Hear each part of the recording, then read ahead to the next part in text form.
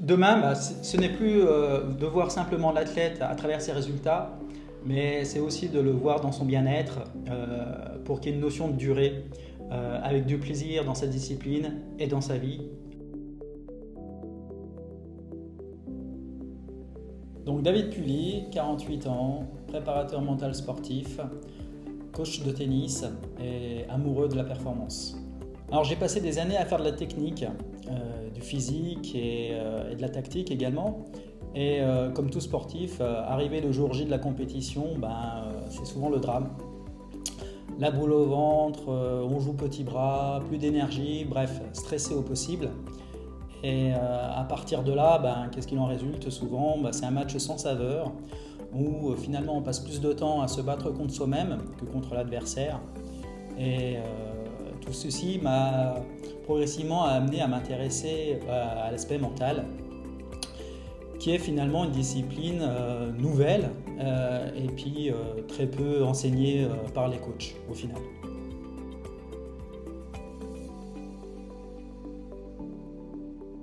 Alors une séance se déroule en cabinet et surtout sur le terrain. On va d'abord s'intéresser aux habiletés mentales de l'athlète, son parcours, ses rêves et sa problématique actuelle qui a fait qu'il souhaite consulter. Le but est d'accompagner l'athlète dans son environnement global et pas simplement sur une spécifique particulière.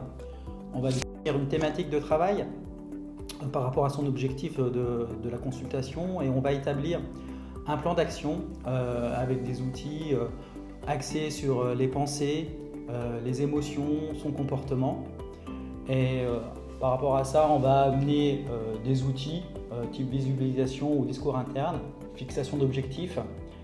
Mais la préparation mentale, ce n'est pas une boîte à outils, car en fait, chacun est différent. Et le but de tout ça, c'est d'être sur une phase de préparation, d'entraînement, afin d'augmenter sa force mentale.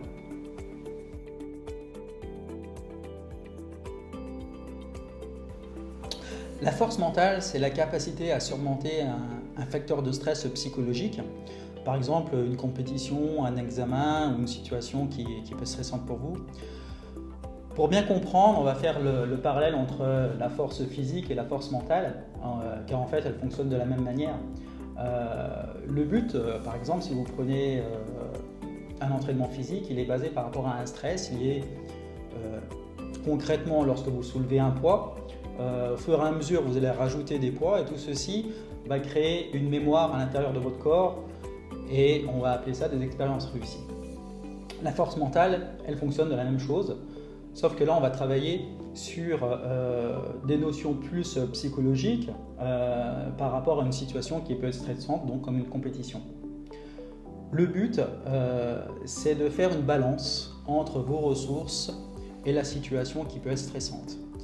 Et l'idée de la force mentale, c'est plus vite on va retrouver un équilibre entre cette ressource et la situation, plus fort sera votre force.